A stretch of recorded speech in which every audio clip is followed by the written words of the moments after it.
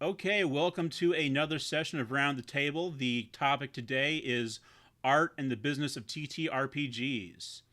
And with us today, we have a handful of great artists, some of whom I've worked with, or at least one of whom I've worked with. So let's just start with introductions. First of all, I am Sizer. I am your host for today, as always. And let's talk to Elena. How are you doing? Hi there. Good afternoon. I'm doing fine. I'm having a coffee. I'm just vibing here. Cool. All right, and I What forgot. kind of coffee? Yeah. Oh yeah, and I forgot because we're a woke podcast. We have the woke mind virus, so my pronouns are he and him. My pronouns are she, her. Okay, Izzy. Hi, I'm Izzy. I am very sick today, but I'm excited to be here. My pronouns are him and them. Okay, Quill of Damocles Hi, I'm Quill. I'm a map maker. Pronouns he, him. and Shady Sail. Howdy, I'm Shady, and my pronouns are she, they. Okay, pleasure to have you all here today. And oh yeah, just before we should also just kind of maybe go over what kind of art you do while we're at it. So we'll go back and we'll go back from the beginning. Elena, what kind of art do you do? Well, I make every kind of art there is. The only type of art that I have never made in my life is theater. Okay, I work both on digital and traditional, but my all my TTRPG work has been digital so far. I really like drawing fantasy type things and creatures, and sci-fi, cyberpunk type designs. cool. And I've seen some of your art that you've done for Hellborn, and I really enjoyed it. So yeah. Thank you. And Izzy, full disclosure here, Izzy has done the classes for my game Skies of Fortune. Yeah, and that's pretty Ooh. representative of most of my work in the TTRPG space. I focus pretty heavily on characters and creatures. I would love to do more creatures, honestly. I do a lot of characters, but I think when we're talking about TTRPGs, characters are often what people want to see represented the most. I also work primarily digitally. I oil paint as well. Excuse me. But oil painting requires a lot of materials and a lot of space. And my iPad requires very little material and very little space. Yeah, So digital's really been a great thing to learn. And I, similar to Elena, I work mostly in fantasy and sci-fi spaces. Although I've branched out a little bit from that more recently. okay. And Quill, how about you? Well, I pretty much exclusively do map making. Only digital. I can, if pushed, do very basic by hand ones traditionally. But besides doing the digital map making, I have all of the artistic talent of a bunch of blind hedgehogs in a bag. So the so my focus is really the digital map making stuff, which has become a lot more accessible recently with software that means you don't have to be a good traditional artist to get into the space. Um, Mostly sell things independently, although I have contributed a couple of things to a larger project here and there. Cool. And Shady. I mostly digital, but I am a die hardcore to the heart artist. I've done just about every form of art that isn't pottery. Uh, but my business is focused around cosplay props and TTRPG minis and accessories for the tabletop that I create, and or partners of mine who are also artists create for unique, non-copyable designs. Some of their work is available online otherwise, but all of the work that I create for a business, you can only get in physical form through us. Okay, cool. And What kind yeah, of cosplay stuff? Huh? What kind of cosplay stuff? Do you have a specific genre, or is it just anything anybody hires you to do? We don't do it by commission. We do it by intuition. So stuff that I think is really cool, or occasionally we'll collaborate with other artists.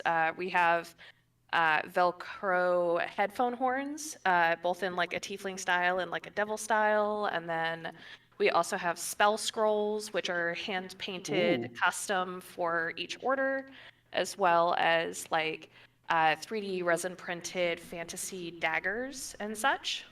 Mm-hmm. I know a couple of people who could spend entirely too much money on that sort of thing. People Yeah. have spent entirely too much money on this, yes.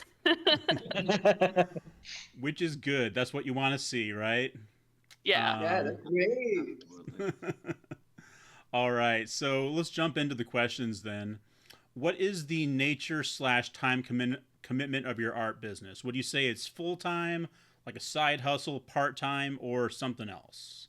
So anybody can just. I'm curious about Shady's, about how much of for you, how much of it of your professional life is taken up with art. Well, the fun fact is I actually work 9 to 5 in the creative field. I work in the video game industry, and so all of my time that I am awake is dedicated to art. Oh, okay. So when I finish with my job, I work on the Shady Sale, and thank God that I'm married and my husband also works for the Shady Sale. So I do a lot of the designing and a lot of like the bookkeeping, and then he does a majority of the printing of our products. Nice. So it's two part-time brain cells working together for a full-time amount of hours. How do you keep the art juice flowing, doing it both professionally and as a part-time additional business? Both my husband and I are incredibly obsessed with everything fantasy, from Magic the Gathering to D&D to Arcane and everything video games, tabletop games, card games. We genuinely like spending all of our time doing those things, and so it's something that we do together to spend time, and it's something that we encourage each other to do. And I've been obsessed with doing art since I was like 9 years old, so it's just kind of like in my blood that it's just like, okay, I'm done with my 9 to 5 of doing art. Time to get on my 5 to 9 doing art. Yep. That's downright inspiring. How Yeah. how do you find the energy? What eldritch horror did you make a deal with to get that amount of energy for that amount of work? Probably enough caffeine to get me into an early grave. Borrowing time from your future self. Yeah, it's just me and a bunch of Diet Coke. Cool. That was my soda of choice too. Yep. All I'm- right. Coffee. I'm a Pepsi Max man. What? Get out. Oh my god. Diet Coke is dishwater. Well, that's Yeah. because you get crappy Diet Coke there. It's Coke Light. For me, No, you it's Diet Coke. coffee, You black do? coffee all day. So okay. So how about you, Quill? What would you say the nature of your business is? Oh, part-time. Entirely Okay. part-time. I make nowhere near enough money off of it for it to be a permanent, full-time thing. I would love for it to be full-time, but at the moment it's part-time. I have the time in my free time to kind of make a few maps a month. I Oh no, it does not want to stay on the wall, does it? Okay, space it out. Forget about it. No, I want a rest. You're not putting me back up. But no, so yes, part time. If I had more time, I could probably double my map output. But the thing is, I could post 5, 6 maps a month if I wanted to burn through the buffer that I build in the holidays really, really quickly. So Yeah. I would love it to be full time, but no, it's part time for the time being. Quill, out of curiosity, I know next to nothing about making like battle maps and similar things. To me, that is alchemy. What's the time range that you usually spend on one map? Oh, it really depends on the map. If I recently, well, I say recently, air quotes recently, had a series of generic maps, quote generic maps, because every DM needs generic maps. No map maker I know likes making generic maps because they always, whilst they're useful, they always feel a little bit, like you have to make them generic, otherwise they're not generic, And no artist likes making, that I've met anyway, likes making generic stuff. So I thought, okay, I'll make a generic series. Those ones I can knock out in a couple of hours. Because I pick a feature, I pick a terrain and go, I'm going to make a bog standard, bam, there we go. If you want something more involved, something much bigger, that and much more detailed, that increases the time exponentially. So for my kind of mid-range detailed ones, that will take about anywhere from 4 to 10 hours to make one. And then if you're looking at like a massive, my biggest one to date is my Star Fort map, Fort Galadar, which is when you grid it out, it is about, each square is worth about 10 feet, and it's about 2 million square feet. And it's so big that my computer actually physically can't open the project file anymore. Wow. My old computer actually nearly melted when I was trying to process it. But that took me, in the middle of COVID, so I had a lot more free time on my hands. That took me about 14 days of working on it for 6 hours a day. And never again. If you want me to make another one, if you want me to make one of those for you, I'm going to be charging you £600 or £700 at least, because that's a full week. That's a full work week that I'm going to have to dedicate to that. Yeah. That seems a little. So it really does depend. It really does depend. That's amazing. Working at that kind of scale is really, really intimidating to me. Yeah, that was your Sistine Chapel right there of map making. It was my magnum opus, and it was the one where I sat back and went, never again. Yeah. The annoying thing is, because I did it when the software was in early access, well, it's still in early access, but it was a much earlier one. If I was to do it again with the same software now, because of the updates and the extra features, it would not take me anywhere near as long. I'm like, I could have waited a year and saved myself so much time and effort. But I am proud of it. Although that, if you look at the Fort Galadar map, there's a part in it that's a little garden, or I'll say a little garden, a big garden, and it has a symbol of an eagle, which is the country's country's symbol, in flowers. I had to individually place all of the flowers in that pattern, and I had to get I basically get like a uploadable kind of file image into it to kind of trace over it. It took so long, and I did not want to look at another flower for about 3 weeks afterwards. Fair enough. Well, Izzy, I saw you kind of nodding along when Quill was talking about doing it part time. Yeah, I'm in a similar boat. I have a day job. I'm a pharmaceuticals consultant for the Department of Commerce. And I started doing this largely because I wanted a way to justify spending money on art supplies. Okay. And I'm old friends with Josh McCrowell, who just released the game His Majesty the Worm, which has been pretty well received. And he got me excited about TTRPGs, sort of watching him go through that process of writing it. And I got more and more excited and interested in it over the years. And I thought, well, this is it's a good application of my interest in visual art. And so I started putting feelers out. Like, I made an Instagram account that has never gone anywhere. And I started, trying to connect with people on social media and just find people who wanted me to draw characters. And genuinely, this community is really welcoming about that. I was not making very good art 6, 7, 8 years ago, and people were like, yeah, I'll give you $50 to draw my character, sure. And it's grown from there. And these days, I probably spend about 20 hours a week total on the business. And that's split between probably 15 hours of actual art and 5 hours of maintaining a visible public presence to sort of remind people, hey, I'm here. This is what my stuff looks like. I want to draw your hot tieflings and weird elves. Please. Is it just hot tieflings? You know, there was a moment, Quill, there was a moment when it was just hot tieflings. There was like a year and a half there, I want to say around 2019, where I got like 14 tieflings in a row. They had a real moment.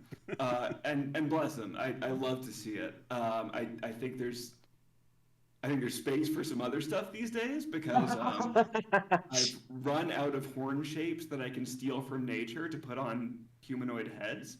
But I think that man, we should do a roundtable on aesthetic trends in tabletop characters. There we go. Oh That's a my good God, one. yeah. Jesus Christ. It moves in waves, and it's pretty interesting to watch. But I don't like doing the social media stuff. It feels bad to me. I don't like being on social media. I don't like that it makes my brain ill. But it's necessary, to do the marketing work, for lack of a better word. And I'm fortunate that my marketing work is largely composed of going on these days Blue Sky and interacting with people I like and who are my friends and who are interested in the same things as me.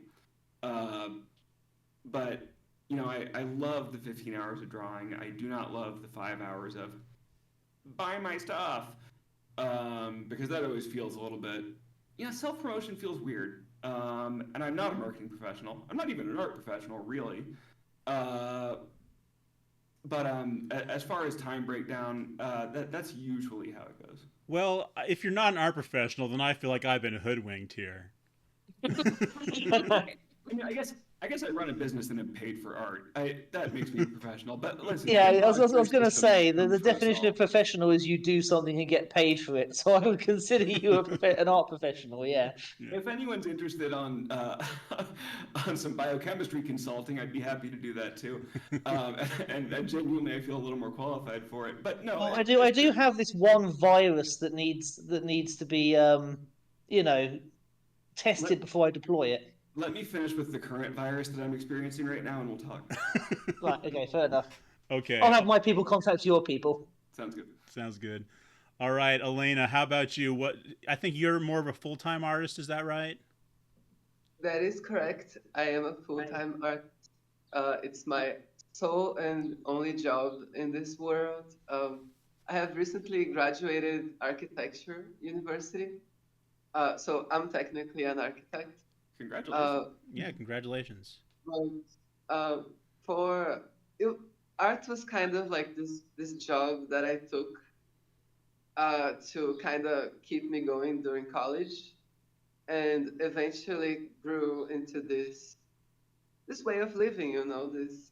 I don't make that much money out of it, but I make a little bit more than minimum wage, which allows me to live my life kind of doing well here in Brazil.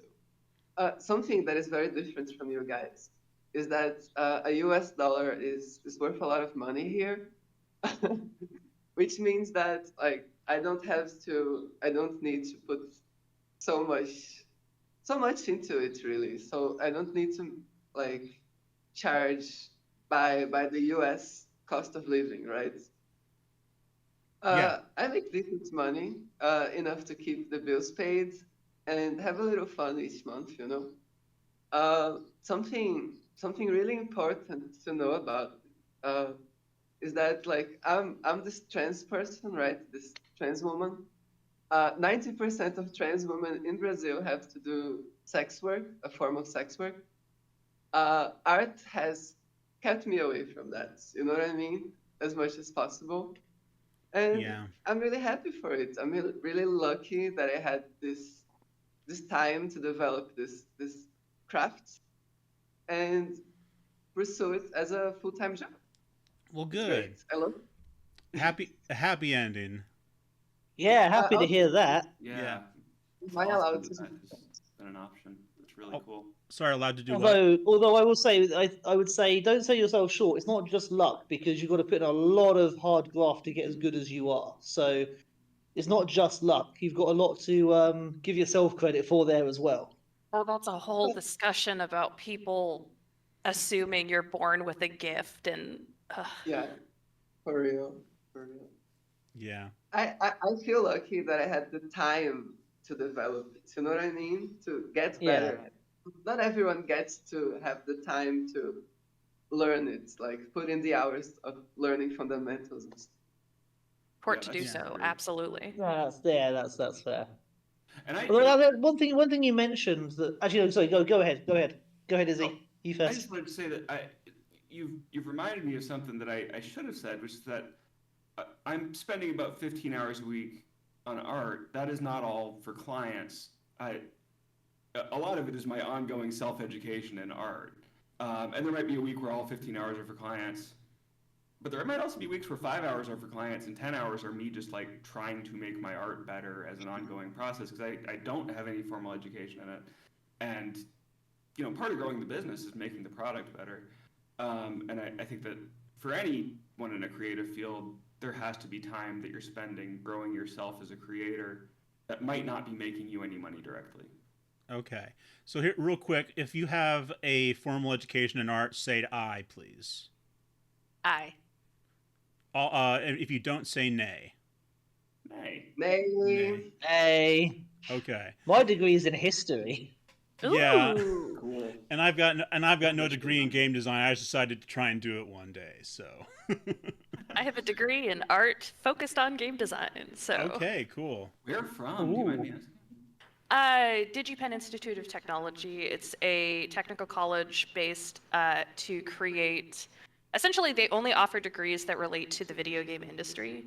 So when I first started doing art when I was like 9 until I was about 15, I'm just like, I'm gonna do art for a living, and then I'm just like, I want to do like splash screens for League of Legends and like World of Warcraft skins and stuff. And then I got to college and realized I really like 3D modeling. Mm-hmm. And then I focused on that, and yeah, that's where I am now. Nice. That sounds like an amazing program. I didn't know that was a degree that anyone was offering. That rules.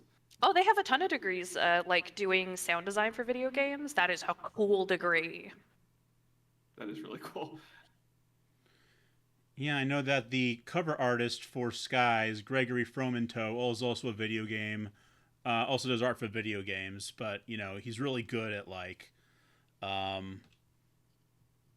ships. You know that's why I went after him.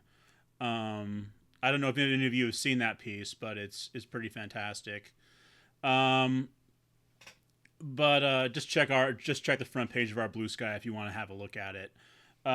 Shameless plug. Shameless plug. Yeah, well, we're gonna get to plugs at the end, but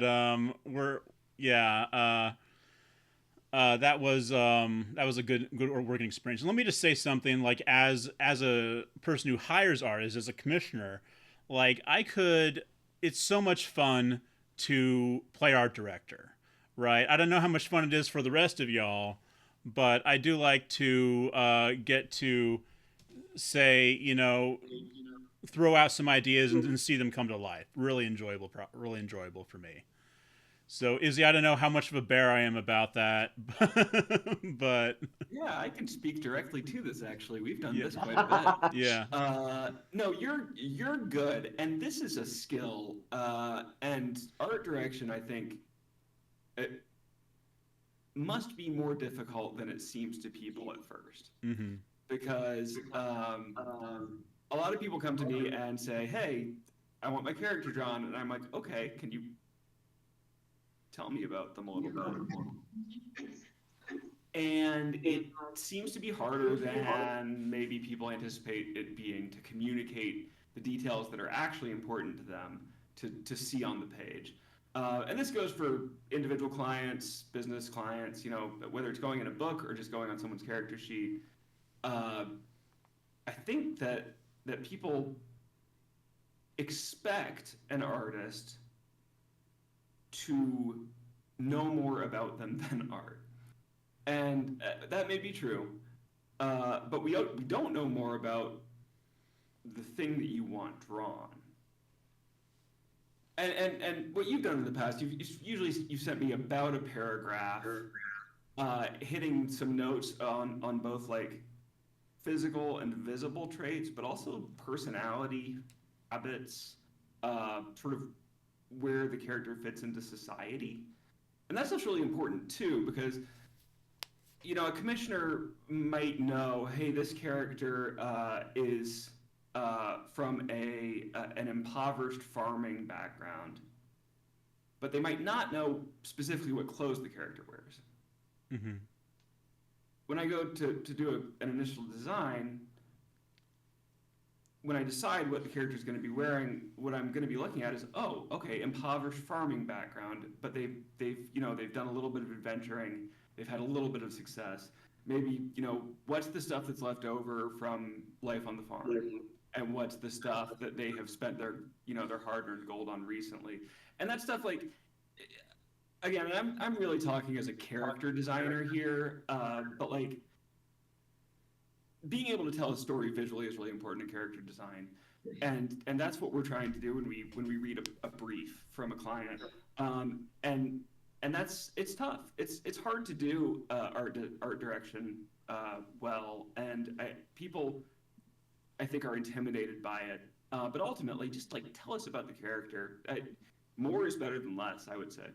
You can definitely tell who is obsessed and down and dirty with their characters by how much description and information they give you. Because I've had clients who are just like, yeah, she's like kind of like a red tiefling, and like she vaguely wears like Castlevania type armor. And then you have these people that's just like, yeah, and when she hit 10th level, she got this cursed armor that does this cool thing, and I kind of want it to have this. Shows like picture of like some avant-garde runway outfit, like this kind of vibe from this designer, and then I want boots that look like this, and I'm just like, oh boy, you are so invested. I hope this character does not die.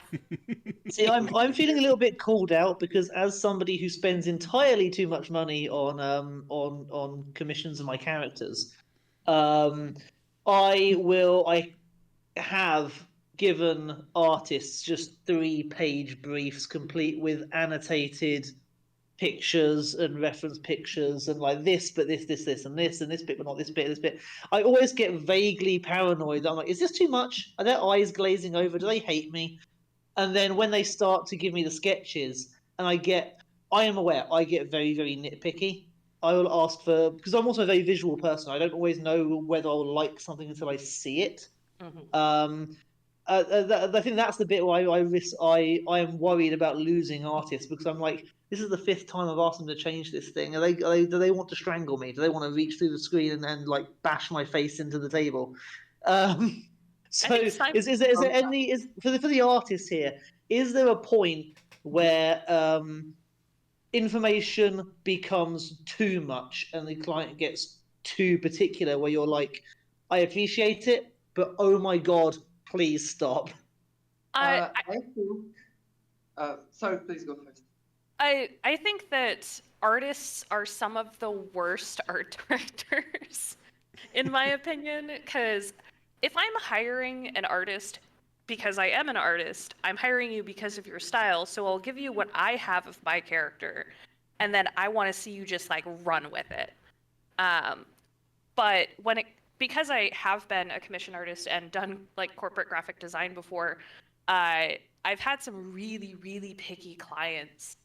And I think that that's something that you should let the artists know beforehand, that you may require additional revisions, because some artists may choose to charge at a certain point of revision, which is what I had to do with corporate logo design, because those people would nitpick like the individual pixels in a logo. And it's like, I've never gotten that granular.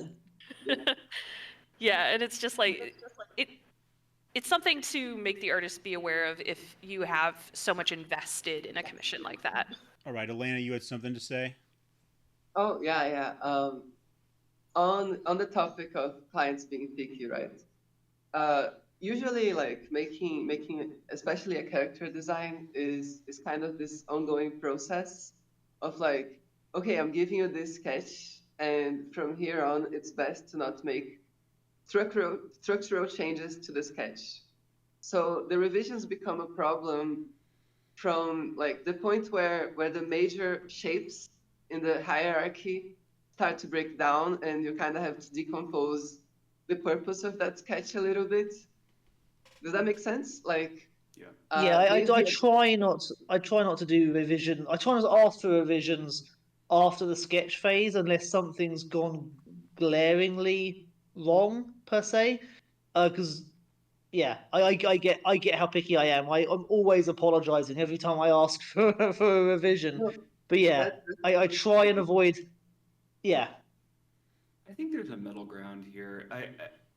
I usually don't do a redraw as a revision unless I tell the client up front this is going to cost extra money. Um, if I'm going to do a whole redraw top to bottom, which is, like Elena was saying, like, if we're going to change the pose, um, this is probably going to cost extra because if we're redrawing the pose at this point, I'm spending many extra hours. That said, there have also been times where I get feedback back. I think we did this once on Sky's art, where you said, there's something about it not right, and I said, there's something about it not right, and I redrew it because the thing is, it wasn't representing my art the way I wanted my art to be represented, and ultimately, you didn't ask for a redraw. You just said, No. I'm not sure about this one, and I said, you're right to not be sure about it. I hate this piece. I'm making a different one. That was the Duelist. I remember that. That was like one of the last ones you did, I think. Yeah. And by that time, I felt like I really had a feel for sort of the vibe we were going for visually, and he didn't fit. He didn't work with the other stuff, and I redrew it, and I was much happier with the second one. But that's that is somewhat different from pinging me with 6 emails in a row about, well, what if the hat was different, And that listen, it's okay to irritate someone you've hired. That happens a lot. My boss in my day job irritates me on a near daily basis. But my biggest thing would be, if you're going to contradict your initial brief, why did you send me that brief? yeah. And that has come up for me a couple times. And the thing is, I like doing art.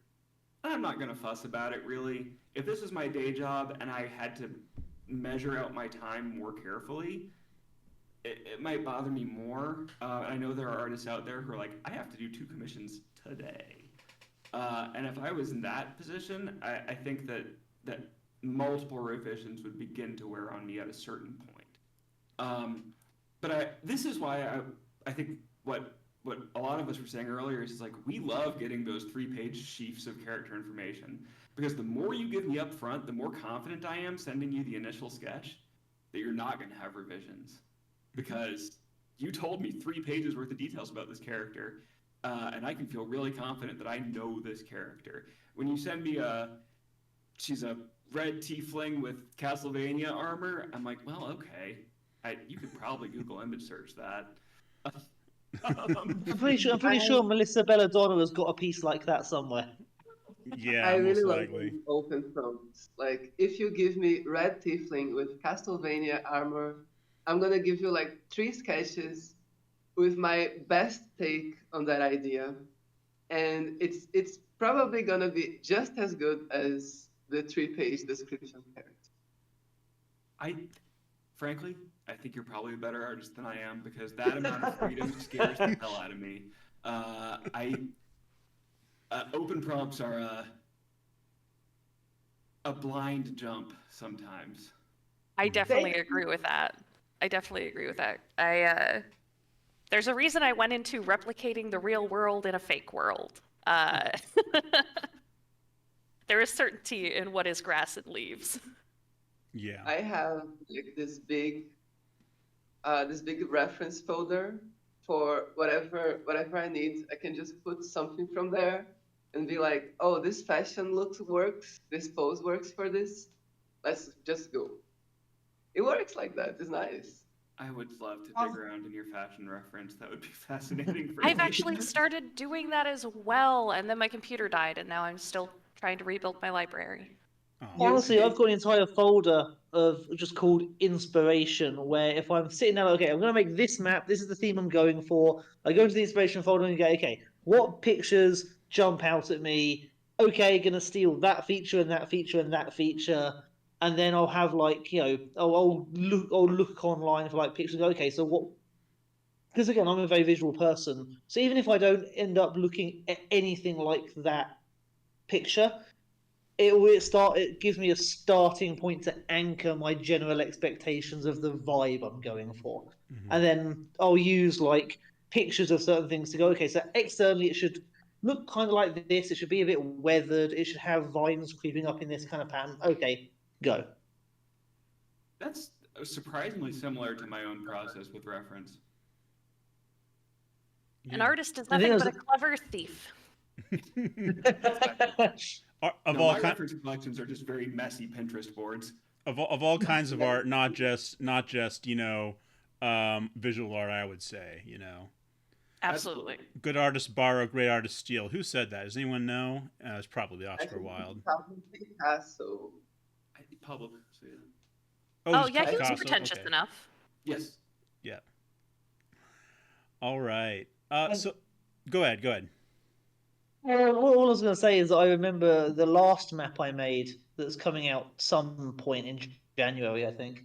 I had a picture of like a ancient. It was like an art piece of a ruined circular temple with water in the center, kind of Colosseum-y looking. I was like, I need to make a map based on that at some point. So I sat down and do it, and I used it as a reference.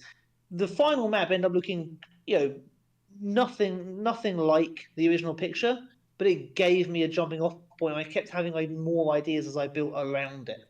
Mm. It's easier if you just like commit to putting something there and add stuff around it to complement the first idea you had, right? Yeah, Starting absolutely, is the yeah. hardest part, isn't it? Like getting something on the page is the hardest part, and once you've sort of decided on an overall, adding the stuff becomes easier. Well, that depends on the medium, doesn't it? Because I've got a book that's about halfway finished that I just hit a wall. And I'm like, I'll come back to it later. It's been sitting there for about 4 years. So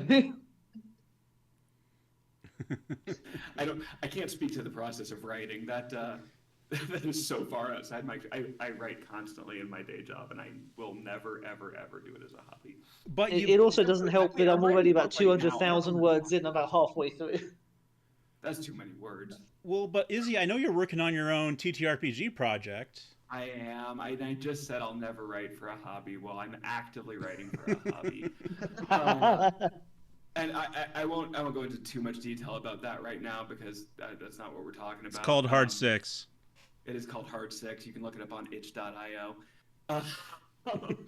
But something I've run into with that is that going in, I thought, hey, I'm an artist. I'll just do all my own art for this. I have made 2 pieces of art for that book total over the last 3 years. Oh, wow. Don't spread yourself too thin. Yeah, right. Hubris, thou art a heartless bitch. I have to divide my time between personal artwork and work, Okay. Most of what I do these days is just work. My book has been not unmade, not abandoned for about 6 months, but I need to get back to writing a goddamn thing. We're on the final revisions step, you know what I mean? Is that one where you have to read everything from top to bottom and like make sure everything is in a specific place? That's killing me. That's killing me. Yeah. I've got most of my. artwork codes is like a walk in the park. I just like draw my little sketchbook or do a little something, and that's it. But the writing is much harder. The writing is killing me. I agree. Here's the thing. The writing for me isn't the problem. I can write at a blistering pace when I know what I'm writing. I can get about 3,000 words an hour. Right? Wow. I can go mental. It's the fact that I've hit a point where I don't know the next step, and it's the plotting that's tripping me up, because it's that kind of thing where you want the main character to find a thread to start pulling on, but it needs to be a thread that doesn't make the bad guy look like an idiot, right? This George R.R. Martin syndrome, man. Written so much that you don't know where to go with it. That sounds tough. Fiction writing is genuinely a process that I. It's not so much. It's not so much that I've written. Oh, Quill, did you dropped Did off we lose there? you? Yeah. so my computer started freezing up, so I wasn't sure what you were hearing and what you weren't. We can hear you now. Okay, cool. I was just saying that yes, it's not so much that I've written so much. It's more that I know what's going to happen. I know what is happening behind the scenes, and I know the bad guy's plot. It's just which point does the hero enter in and pull on the thread that makes them look smart and not the bad guy looking dumb, right? I think that is probably pretty relatable for a lot of DMs out there who are trying Yeah. to allow their player characters who, and if we can be real about player characters for a moment, they don't always behave in the smartest way. Oh, I might as well be a bag of bricks. There's a reason I play fighter classes. Just yesterday. And by the way, we're recording this on the 24th of November. If you're listening, you know who you are. Just yesterday, only after gaining a single level after fighting this kind of recurring bad guy the first time and him almost kicking their collective asses, this frontliner went on a grudge match, got their asses handed to them a little bit, left, and forgot to take into account the fact they had stopped right next to one of their allies create pits. So on their turn, they then fell into the pit and got knocked unconscious from fall damage entirely because they were a dumbass. Yeah. I love that. That is the thing that keeps me coming back to TTRPGs. It's that emergent storytelling. It's the stuff that no one expects to happen but happens anyway, and suddenly you've got a story that no one planned and no one wrote, except sort of everyone wrote it. That's exciting. The phrase "there's always one and it's always you" applies to this player. Like they're infiltrating a base, and they've just had a massive fight with the guards in the front guard room. No reinforcements have come, despite them knowing that this is quite a compact thing. They don't check the door. They don't listen at the door. They just kick down the door and go, "Right, I'm here." And they come into about 7 people with crossbows with prepared actions to shoot the first people that come through the door. Oh, that reminds me of my current campaign. I had like zoned out really hard, and my team was entering into a room, and I completely glanced over the fact that one of them was trying to defuse a rune on the floor, and my character just stepped on it and lost her leg. Oh, no. Because I'm just like, there's 7 cat-like creatures in here, and I'm the big chunky one. Maybe I should get in this room. Step. Oops. Oops. As a DM, I love those players. I love those kinds of players. This player and you, because you can always dangle something in front of them and be pretty much assured they're going to go for it, and it's always fun. Okay. Yeah, that's they're the role always I so play. careful. I mean, Players are just always so encourage them. careful. Sorry, Well, Helen, sorry. go ahead.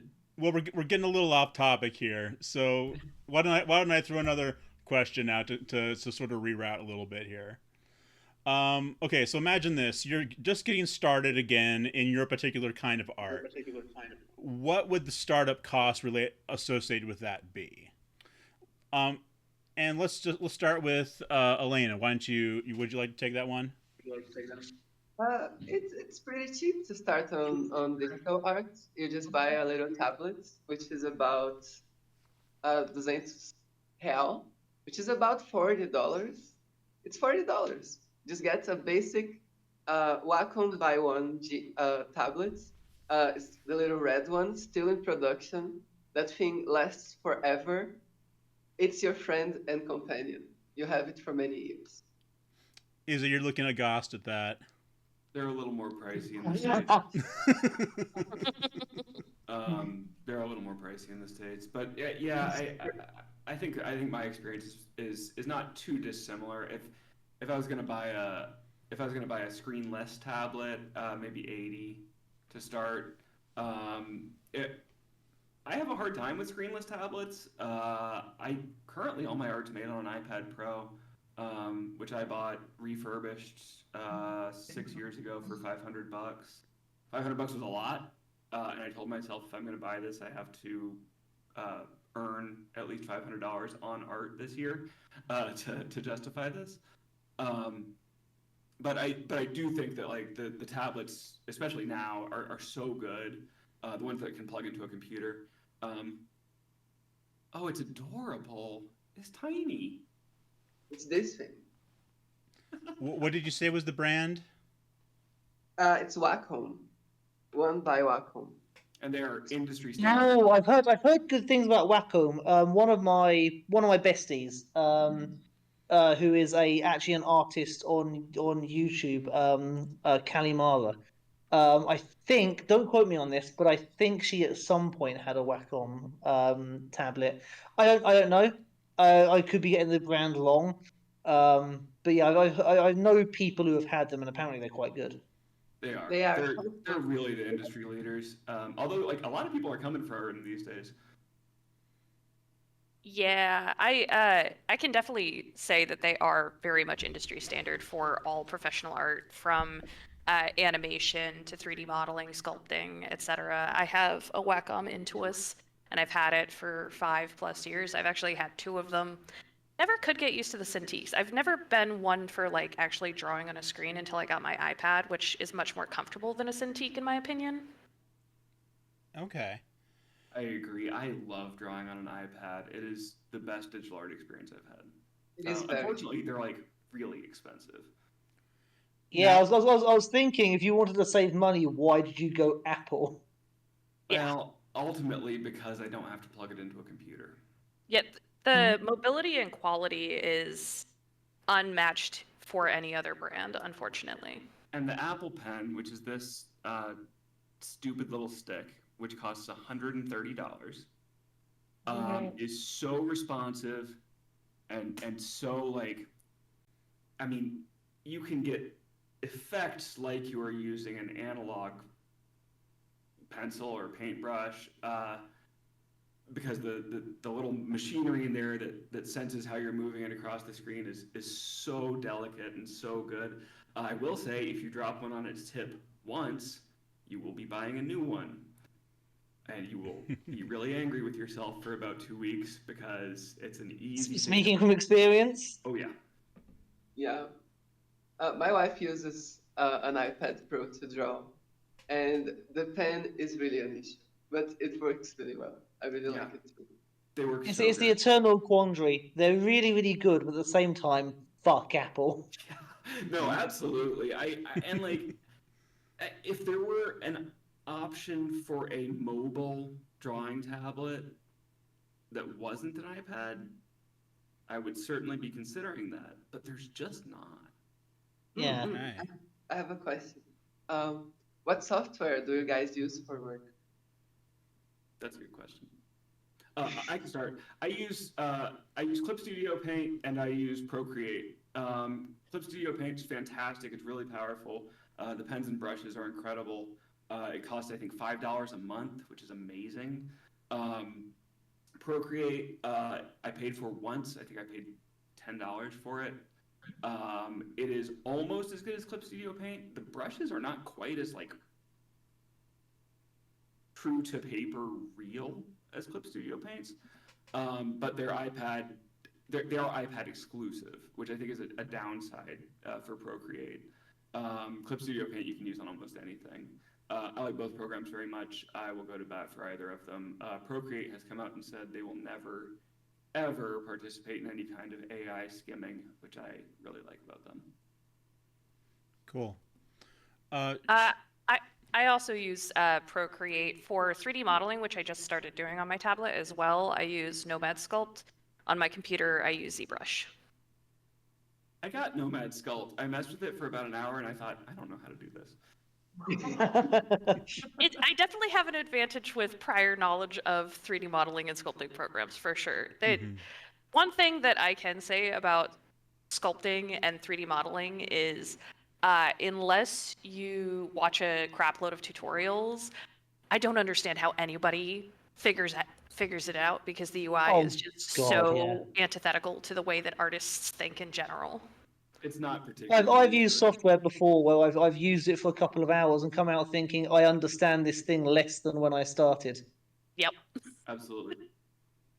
I mean, the Adobe Creative Suite, I think, is really guilty of that. Like, if you're trained on Adobe, you can use all their stuff. But if you haven't used an Adobe program before and you open up Illustrator, it's like hieroglyphics. I mean, but the thing is, it's made with the assumption that your industry and that you've had education using these programs, whereas stuff like Procreate is made with the assumption that anyone should be able to use this without a year of education. Yeah. All right, does that answer the question, Elena? I use Clip Studio Paint for illustration work. Before that, I used to use Paint Tool Sci. That's a really old one. I've used that. I also use, what's it called? Affinity Publisher for layout work. It's really good. Highly recommend it. I also really like using, what's it called? Blender. I've been getting my chops on Blender lately. Blender's great. It's really hard. It's hard as hell. I don't recommend it for anyone. Yeah, Blender's another one that I have looked at and thought, this is intimidating. And there's a reason there's a Blender for Dummies book. Yes, there is. And a bajillion tutorials. Quill, what's your go-to? I imagine you probably use different software than we do. Yes, so it depends on what I'm doing. I know how to use Incarnate, but I don't really use it that often. The software I use is a software called Dungeon Alchemist, which is on Steam. It's currently in early access. I kickstarted it.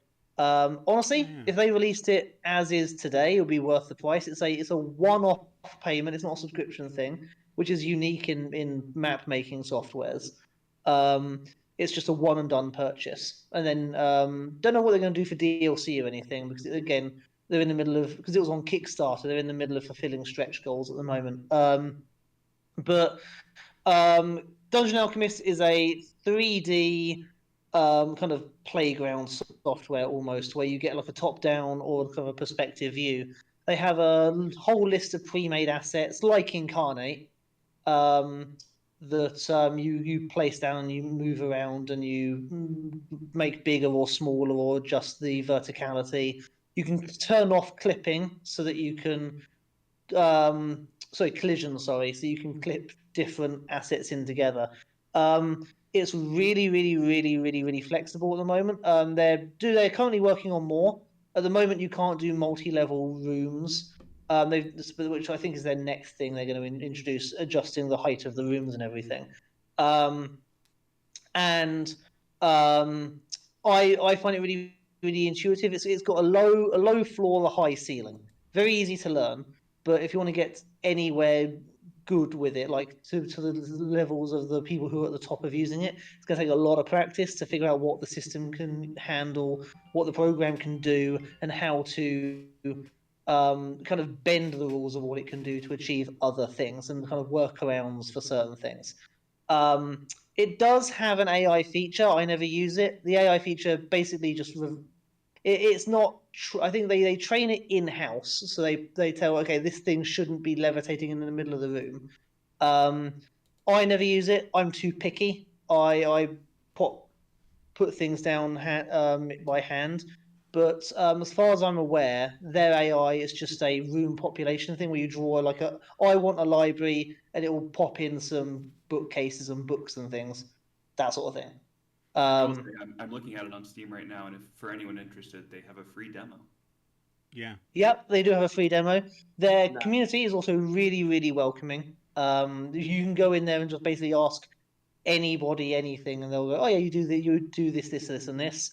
They have workshop support, so the community uploads their own assets. They also have options if you are into 3D modeling. They have basically green screen assets that you can upload your own assets in program to use in the program.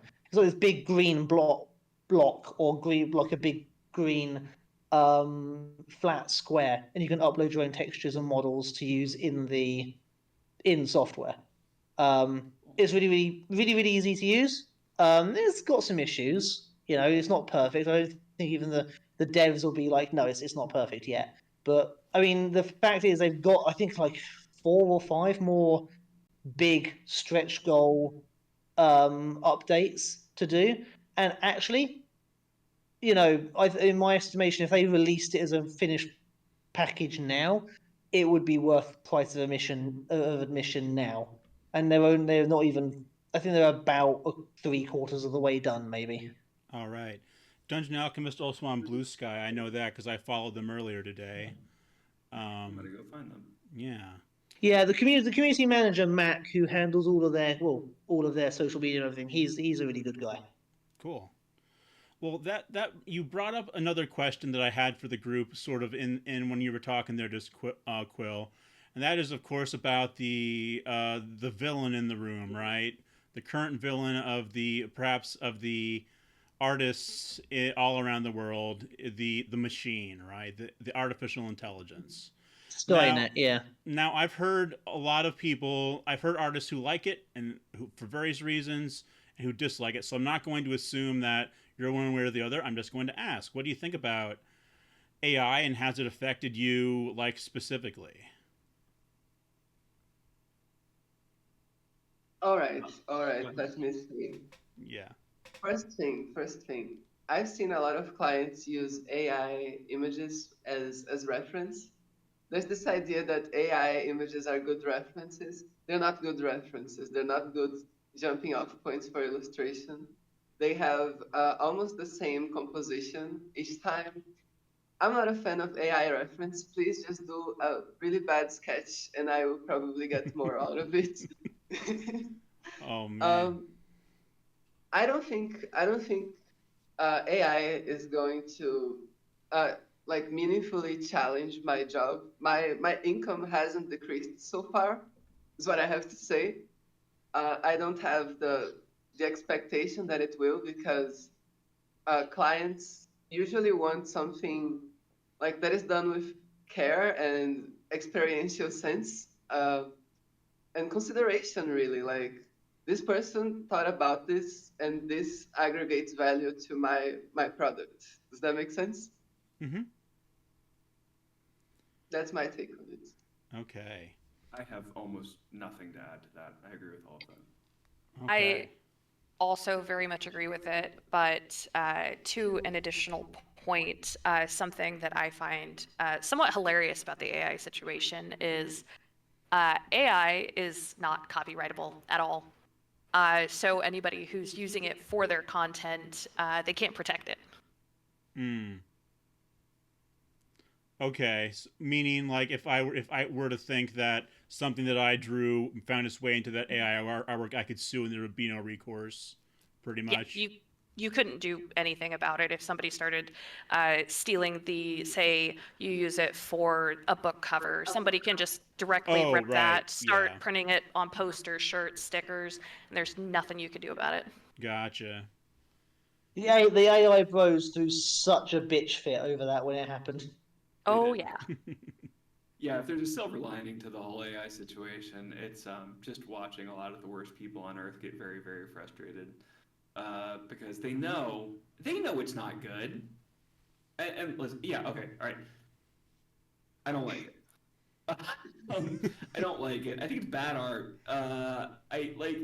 It's also theft. It's also like it feels irresponsible to like make a product that you put so little thought or effort into that it's just being spit out by a conveyor belt. But like more than anything else, and I think to go back to what Elena said about not feeling threatened by it, it's hard to feel threatened by something that's like pretty obviously worthless. Um, and like, is it shinier than my art? Yeah. Like, does it look like a sort of a plasticky finished product? Yeah, it does.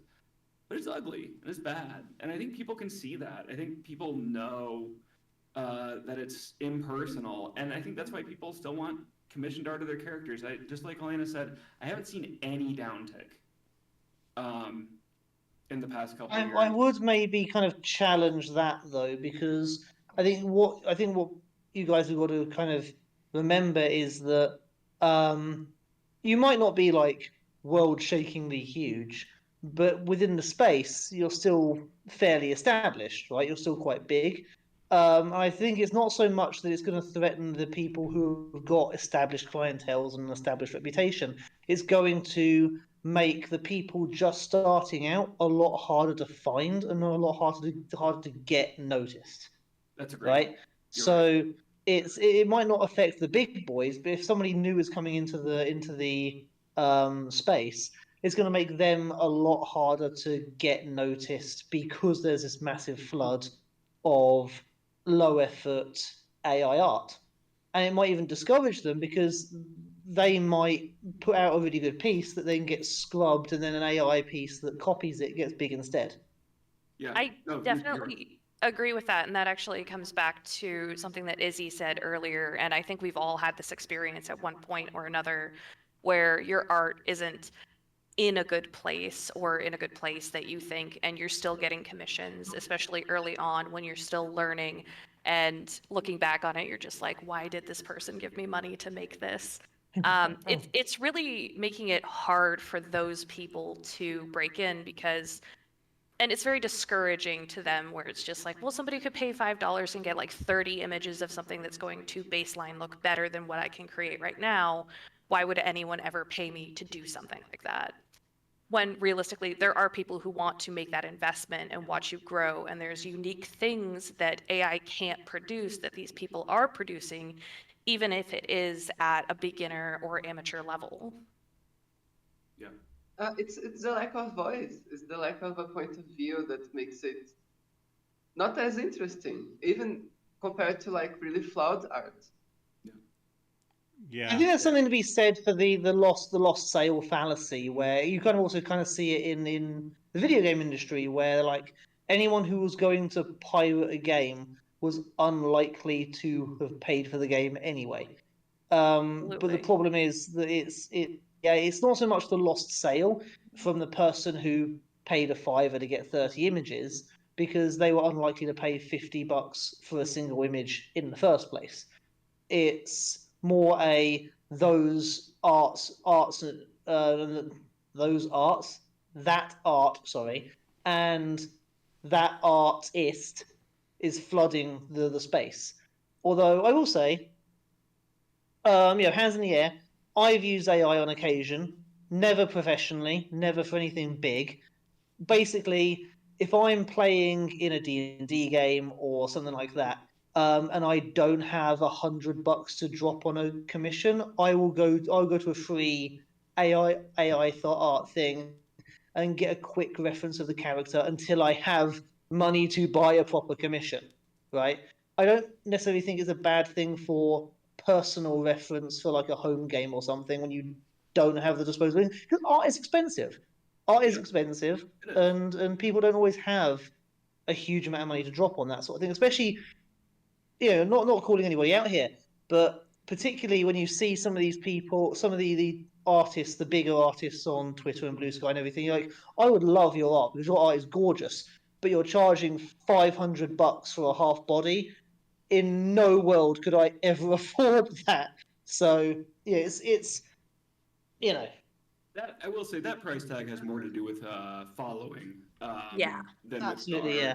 art. And you can find very good art for a lot less than that. That said, I think there's a great option for what you're talking about that doesn't have to resort to generative AI, and that is Pick Cruise. If you need a character portrait in 5 minutes that you have total control over and that will benefit an artist with no expenditure from you, Pick Cruise is a great option. I have another option there, although I totally agree with that, and I've seen that used very heavily. There are bigger named artists, or just quite a few artists, who have Patreons where you can subscribe for $1 and they have a library of pre-made NPCs that they drew and release monthly. I personally follow an artist called Meridia. You guys have probably seen her art, her famous D&D character Fallonrel. And I subscribe to their Patreon, and they have like thousands of NPCs that you're just paying $1 a month, and you have access to all of them.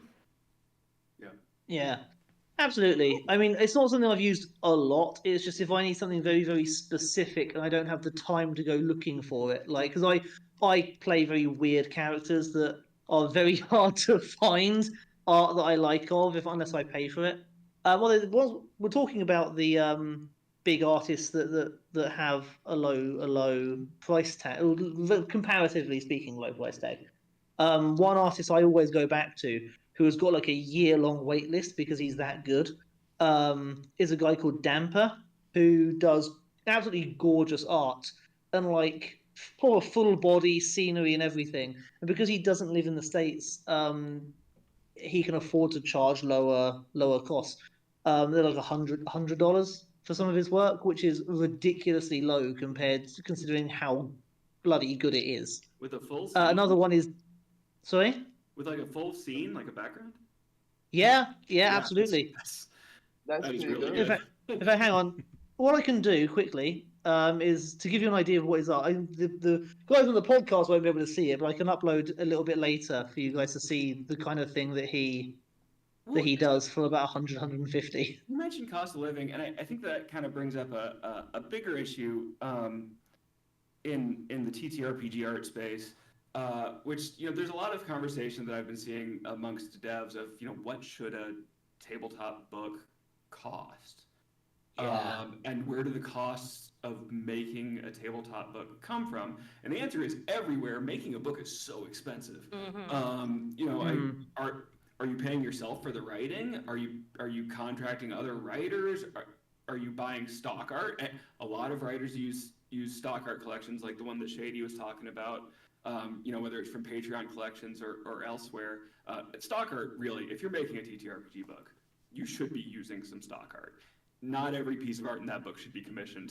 Like that is so expensive. Now, commission as much art as you can because that's going to give your book a distinctive feel and flavor and look, and it's going to make your brand cohesive. But the cost of a TTRPG book is astronomical to produce. And then if you're making an actual physical book, printing costs, shipping, logistics, like paper is really expensive right now, and people don't want to pay more than $60 for a book. And so there's a market issue here, where TTRPG creators can't afford to pay artists because the TTRPG market doesn't want to pay the TTRPG creators what the books cost to make. And that conversation, I've seen this more amongst sort of the TTRPG developers that I talk to, because they're the ones who have to think hard about that stuff. But that conversation is something we should probably talk more about in the community at large, and we should probably be acknowledging, hey, games take a ton of work. We maybe should value them higher. I mean, this is the problem, isn't it? Because on the one hand, cost of living is a thing, even if you look at just commission artists, the amount of time they spend on the art, if they spend like, say they spend 10 hours on it, if they charge less than minimum wage, they might as well just go and work in a shop. But the problem is that if you price it too high, you're now making it to a point where your average person can't afford it, which means you're making it a risk making it a 1%er thing. And you can't blame somebody for saying, I get why your prices are that high, but I don't make enough money to pay that price. Yeah, I have to pay. That. My solution for this problem has to kind of think of two parallel versions of the book. One is like the economic version, which is black and white and less pictures, more text, condensed into less pages if possible. And then the thing, the as it is in my head, with colored illustrations and beautiful hardcover. Try to release the cheap version and the deluxe version. That could probably help. That's a I good mean, idea. this is the other. Oh, sorry. Go ahead, Disney. Sorry. Oh, no, go ahead. I was just agreeing. Oh, I was just going to say that. Yeah, I think also, what could help with that is that honestly, like in my personal experience, like 70% of people who want these supplements or these adventures or whatever, they're perfectly happy with a PDF. They don't necessarily want the big printed book. So if you release a PDF and say, I will print the books to order, that might also help cut down on things, because there's no point you printing off 1,000 books if only 20 people want them. I think that there's like different markets there, right? Like there's certainly a market for less expensive PDFs, but PDFs, while they don't require expenditure for physical manufacturing, there's still a lot of time and a lot of labor that goes into the creation of a PDF. It's a lot of them. And I think that no one's in TTRPGs for the vast wealth, right? Like none of us are doing this to get rich. Unless you're like a Hasbro executive, right? Well, I would argue that they are not in TTRPGs, but yeah, fair enough. They're in the business of being leeches. Yes, exactly. And the leeches are doing. Hey, y'all! I think we might have figured out that there's a sort of a flaw with capitalism. What? Oh. What? No way.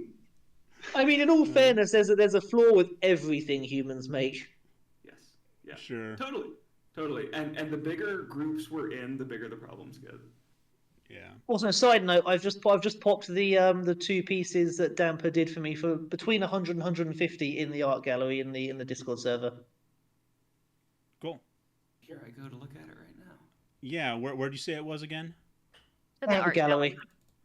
Okay. Let me get there real quick. Can't look at it right now. Yeah, $100. Great work. Yeah, absolutely. Oh wait, no, I'm not. I won't be able to check it because I'm looking. I've popped out the window and recording that. So. Yeah. Anyway. Yeah, that's nice stuff. And anyway, yeah. Sorry, yeah. I mean, and some people work faster than others. Some people work slower. I think that like ultimately, as far as expenditure on art goes, you need to find an artist you like and an artist you can afford. And if you can find an artist who has both of those things, hire that artist. This guy Absolutely. right here. I've got a little black book of artists that I will go to first when they have right of first refusal, as it were, on any pieces that I've got one go-to who just does like rough color concept sketches for me for like $35 when I just need a quick and dirty. I just need a reference. Nice. And they're really fast, really good. They're also a really good friend. I'm actually in a Pathfinder game with them. But yeah, it's always nice to have artists quote on call that you've worked with before, that they trust you and you trust them, and you know how the other one thinks. Yeah. And that feels good from the artist side Yeah. too. Like I the more commissions I do for someone, the better I can read their mind. And that relationship is like fun to build. It's an interesting relationship. The art direction to artist relationship is neat. and it's rewarding because sometimes you just send them a sketch and they're like perfect, and you're like, wow. Side note, because I feel bad not name dropping them. It's Demon Arty. That's the artist. They're on Blue Sky. I follow them. I probably retweet them a bunch as well. Cool. All right, I've got one more question for everybody. Then we're gonna probably sign off. What would be your advice be for like an artist who's trying to break into the TTRPG scene? Don't. Stay off my Wow. turf. Let me see. You don't have to be the best at everything to find your little space within the TTRPG space. Yeah. So long as you have a vision, a creative vision, and you actually shout out your work, show your work to people. Do not be embarrassed about your work. Show it to everyone, and someone will be there to support you. I have 100% faith in that. Cool. Let's see. Anybody else have any particular advice for like burgeoning artists out there? I think that the biggest thing with the TTRPG community in general, not necessarily associated with art fully, is building a community within yourself and like-minded individuals, whether that be writers, publishers, people who play on APs, voice actors, etc. Build a nice, strong community, and you will grow. Because that's one thing that I found about the TTRPG community upon entering is I found the 10, 20 people I interact with the most, and just by interacting with their stuff and supporting them, they support you back, and it just keeps snowballing from there. Yeah, Yeah. for sure. I have one thing to tack on to the end, which is followers and likes and reposts don't matter. No, They they don't matter at all. On your art. Work on your art. Work on your art. Work on your art. It will get better every day. People will notice. Don't get caught up in the dopamine hit addiction cycle of being an internet artist because it feels bad. And it doesn't last. And it doesn't last. Post it and then forget about it. Post it and then start drawing something else. Share it. Definitely share it. When people want to engage with you with it, on it, engage with them.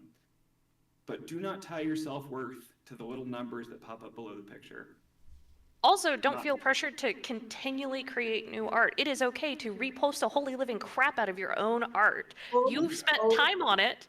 You made it. I sharing it. repost the same pieces several times. So in fact, I've got this whole thing where I will post on Twitter and Blue Sky. I'll go, hey guys, remember this map I made 3 months ago? You should go buy it.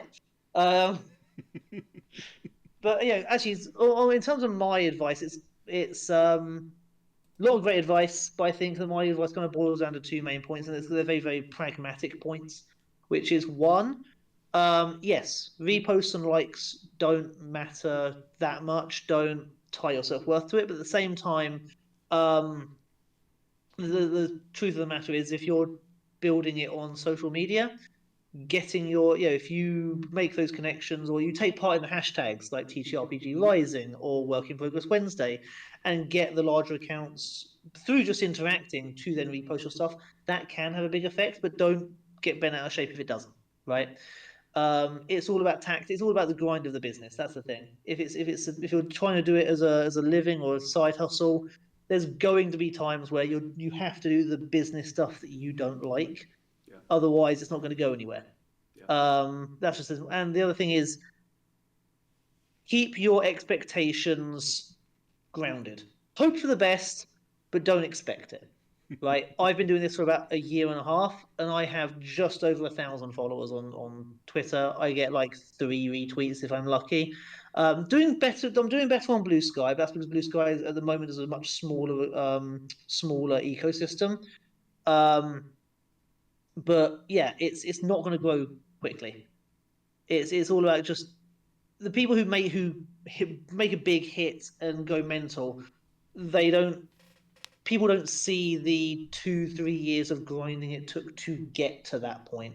So keep your expectations grounded. I'm not saying like, oh, give up on your dreams. It's good to have a dream. I dream of being able to do my map making full time, but I also have the fully understand that if that's going to happen, it's not going to happen anytime soon. I make, if I'm lucky, around $100 a month off of my map making, which is nice to have. It definitely helps, but it's not going to keep me supported if I quit my job, right?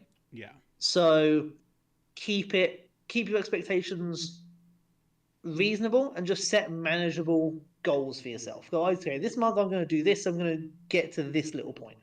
Same point as in teaching.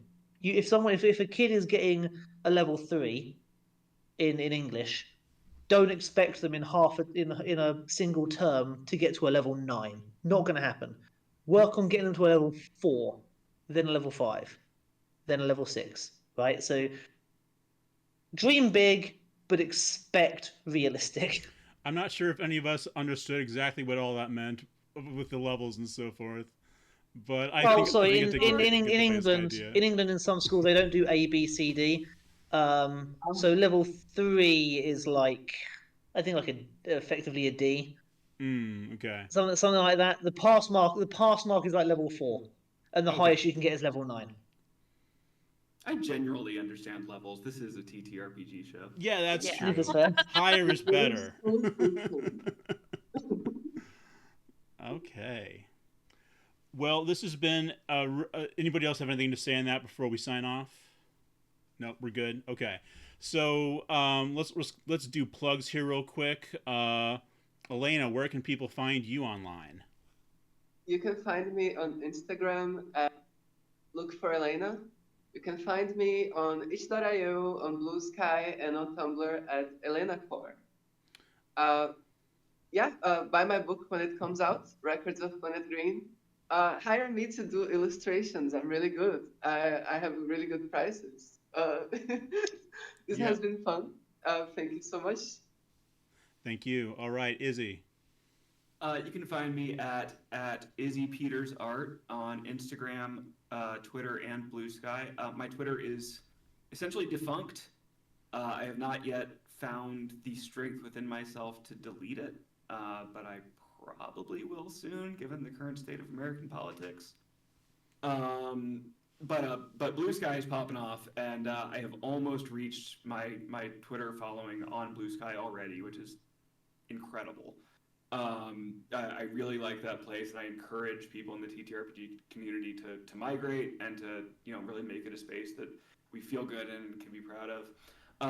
Please hire me to do illustrations. My email address is izzypetersart@gmail.com. And buy my book when it comes out. It is called Hard 6. It is on itch.io if you want to follow the development process. I expect to release digital only by the middle of next year. Okay, Quill. I have not yet abandoned Twitter. I'm going to probably be on there, Heat Death of the Universe, because it doesn't take me very long at all to post some stuff there. And I've managed to curate my timeline to just be hot D&D characters and kinky memes, and art giveaways. So that's my timeline, which I've so I don't mind it so much. But yeah, I'm on Twitter on at Quill of Damocles. I'm on Blue Sky at Quill of Damocles. I'm on Instagram at Quill_of_Damocles. But I forget that I have an Instagram most weeks. And I'm on Patreon at the Quill of Damocles because consistent branding is a thing. There you go. All right, and Shady Sale. You can find us at The Shady Sale on Etsy, Instagram, Threads, Blue Sky, Twitter, TikTok as well. We post when we can, when we have the time to do so, trying to be a bit better about that. But you can generally reach out anywhere and find us. Our Etsy has a bunch of really cute, unique tabletop miniatures, so check those out along with our cosplay props, especially if you are into AP podcasts. Cool. And I am Dread Pirate Sizer, working on the TTRPG Skies of Fortune. You can find us at Skies of Fortune at Twitter, Blue Sky, and Facebook. It's pretty much it for the time being. Thank you, everybody, for coming today. It's been a fascinating conversation with all of you. And we will catch you at the next one. Bye. Bye. Bye. Wow.